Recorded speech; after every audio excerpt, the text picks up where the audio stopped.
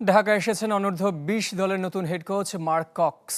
শুক্রবার কিংস এরেনায় গিয়ে ফেডারেশনের অন্যান্য কোচের সাথে দেখেছেন বাংলাদেশ লিগের ম্যাচ। এ সময় পেশাদার লিগ কমিটির চেয়ারম্যান ইমরুল হাসান, ডেভেলপমেন্ট কমিটির সদস্য সামিদ কাসেমও ছিলেন বয়সভিত্তিক দলের কোচের সাথে। অনূর্ধ্ব-20 সাফ চ্যাম্পিয়নশিপ সামনে রেখে আপাতত 1 মাসের চুক্তি মার্ক কক্সের সাথে।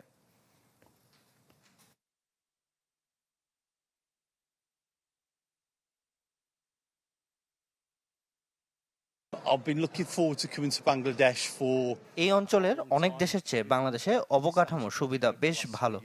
এখানে জনসংখ্যা বেশি, কিন্তু সঠিক ফুটবলার খুঁজে বের করতে হবে।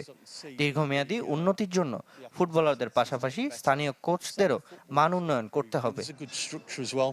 And there's some উনি আসলে এসে দেখে যেতে চায় যে আসলে বাংলাদেশের কি অবস্থা, আমরা কি করতে পারি, এবং ওনার একটা টার্গেট আছে যে আমি ওনাকে বললাম যে আমাদের যে আন্ডার-20 টিমটা, এটা is a very talented group. আপনার যে এসে এখানে প্লেয়ার খুঁজে বের করতে হবে ওরকম কিছু না।